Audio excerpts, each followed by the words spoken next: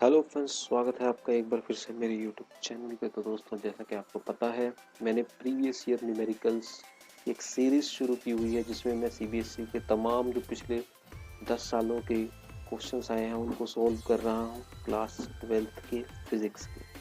तो अभी हमने चैप्टर 1 स्टार्ट किया हुआ है। चैप्टर 1 है हमारा electric charge and electric field. उस चैप्टर के सभी न्यूमेरिकल्स में सॉल्व करने जा रहा हूँ पिछले 10 सालों। इसके ऊपर अभी ऑलरेडी मैं 2 लेक्चर बना चुका हूँ, लेक्चर 1 और लेक्चर 2। उसमें मैं कुछ न्यूमेरिकल्स ऑलरेडी सॉल्व कर चुका हूँ। उनका जो लिंक है वो नीचे डिस्क्रिप्शन बॉक्स में है, वहाँ से बच्चों आप उन क्वेश्चंस को देख सकते हैं। और आज इससे आगे का सिलसिला हम शुरू करेंगे, लेक्चर नंबर 3। चलिए बिना समय खराब किए शुरू करते हैं आज की क्लास। तो आज का दोस्तों ये नेक्स्ट क्वेश्चन है हमारे पास। ये सीबीएसई में 2018 में आया हुआ क्वेश्चन है। सीबीएसई का क्वेश्चन है जो 2018 में आया है, इसको हम आज सॉल्व करेंगे। स्टेटमेंट आपके सामने है। स्टेटमेंट बिल्कुल इजी है दोस्तों। अगर आप स्टेटमेंट पढ़ोगे तो स्टेटमेंट में क्या कहा है कि यहाँ पे हमें एक ट्रायंगल दी है।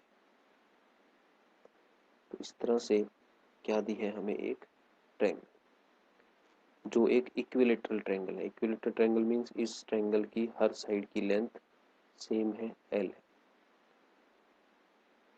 ये पॉइंट ए, ये पॉइंट बी और ये पॉइंट सी। और हमें दिया है कि इस इक्विलेटरल ट्रायंगल के तीनों कॉर्नर्स पे चार्ज रखे हैं। ए कॉर्नर पे चार्ज रखा है क्यू, बी कॉर्नर पे चार्ज रखा है -4 क्यू और सी कॉर्नर पे चार्ज रखा है 2 क्यू। ठीक है जी।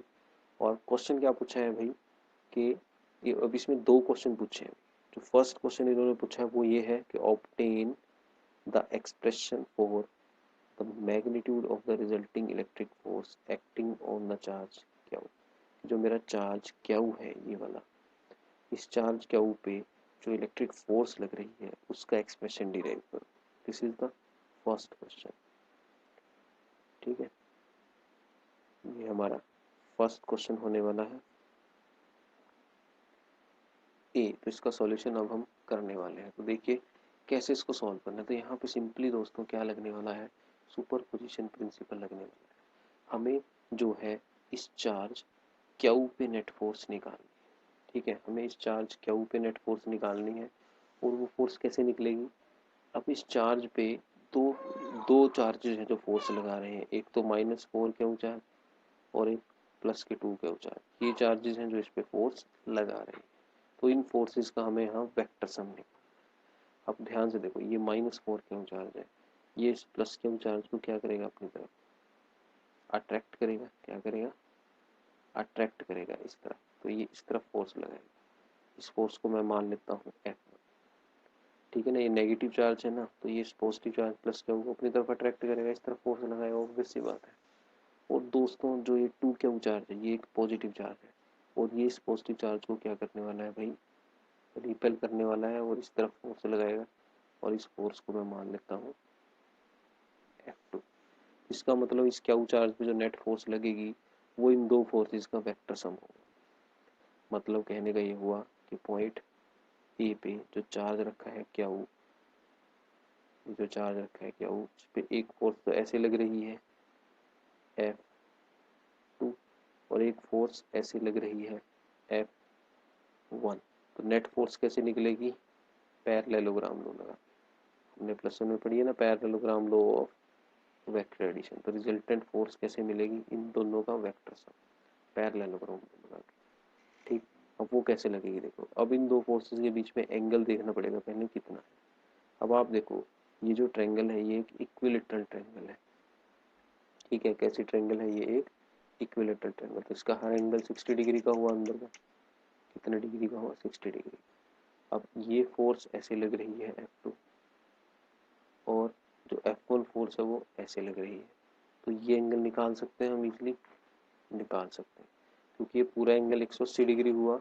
तो ये एंगल कितना होगा बच्चों, ऑब्वियस सी बात है 120, क्योंकि 120 + 60 180 होता है। तो इसका मतलब इनके बीच में यहाँ जो एंगल बन रहा है वो कितना है भाई, 120 डिग्री। तो इसका मतलब जो थीटा एंगल है यहाँ पे वो कितना है हमारे पास, 120 डिग्री है, 120 डिग्री। ठीक, तो अब हम इस पे लगा लेते हैं parallelogram law of vector addition.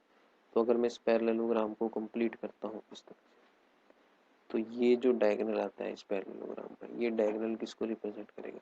इन दोनों फोर्सेस के रिजल्टेंट को रिप्रेजेंट करेगा, और यही हमें फाइंड आउट करना है। तो चलिए इसमें इसको फाइंड आउट करते हैं। अब फॉर्मूला लग जाएगा है रिजल्टेंट निकालने का। आप लोगों ने पढ़ा है प्लस वन क्लास में कि जो रिजल्टेंट होता है उसका मैग्नीट्यूड कैसे आता है, जो बाकी के दो वेक्टर्स हैं ना उनसे निकलता है। जैसे P square plus Q square plus 2p cos theta, ये फॉर्मूला पढ़ा है ना, तो ये फॉर्मूला यहाँ यूज होगा। तो इसका मतलब जो रिजल्टेंट फोर्स आएगी F, ये किसके इक्वल होने वाली है भाई?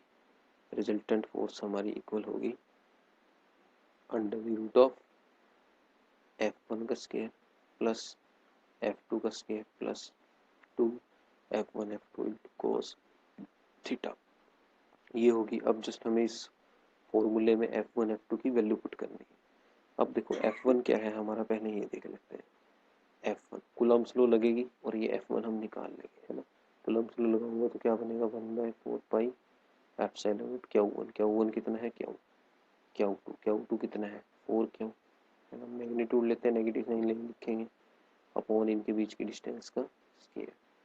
तो यहाँ से हमारे पास F1 फोर्स आ जाएगी 4 times of 1/4 pi epsilon not Q square by L square, ठीक है जी। सिमिलरली F2 फोर्स भी निकाल लेते हैं। F2 फोर्स हमारी आएगी 1/4 पाई एप्सिलॉन नॉट, Q1 कितना है हमारा Q, और दूसरा चार्ज कितना है 2Q इंटू 2Q अपॉन इनके बीच की डिस्टेंस का स्क्वायर। तो यहाँ से इसको सिंप्लीफाई करेंगे तो F2 आ जाएगा 2 बाहर आ जाएगा, ये बनेगा 2 times of 1/4 pi epsilon not Q square by L square, ठीक है। तो इस तरह से हमने F1 भी निकाल लिया और हमने F2 भी निकाल लिया। अब जस्ट हमें क्या करना है, F1 और F2 की वैल्यू इस इक्वेशन में पुट करनी।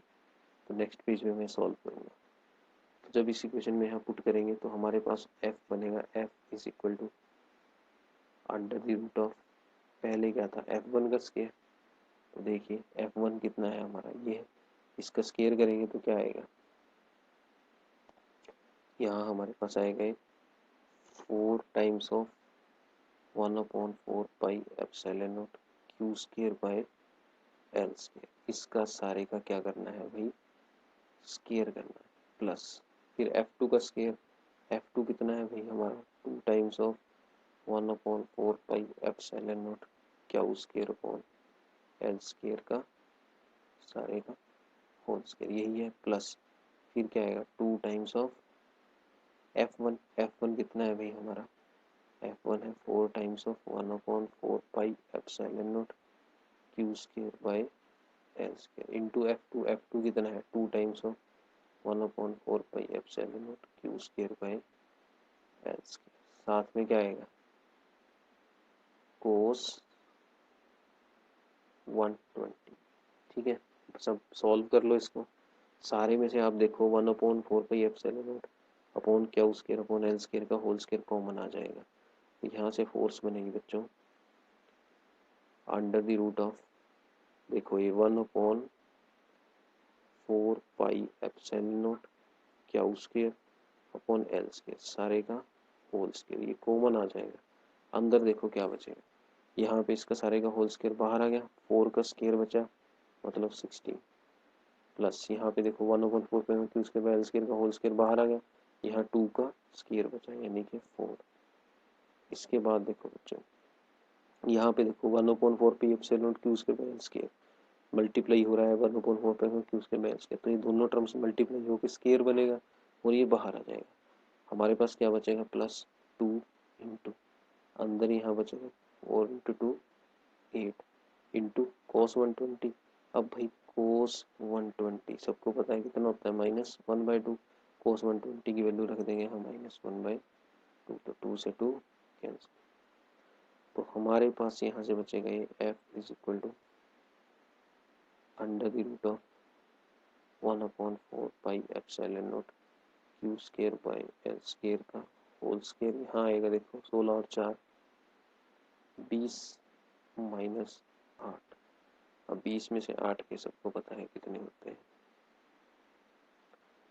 12। तो हमारे पास आएगा ये 1/4 pi epsilon not Q square by L square, सारे का होल स्क्वायर इंटू 12। अब ये स्क्वायर है, अंडर रूट से बाहर आ जाएगा और हमारे पास आंसर आ जाएगा F is equal to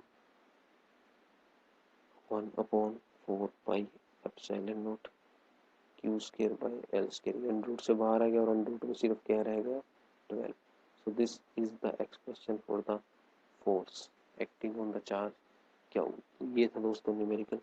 I hope आप लोगों को वीडियो अच्छी लगी होगी। अगर वीडियो अच्छी लगी तो लाइक ज़रूर करें और अगर चैनल पर नए हो तो चैनल को सब्सक्राइब जरूर करें आगे आने वाले फ्यूचर में जितने भी न्यूमेरिकल्स में डालूंगा उनको देखने के लिए।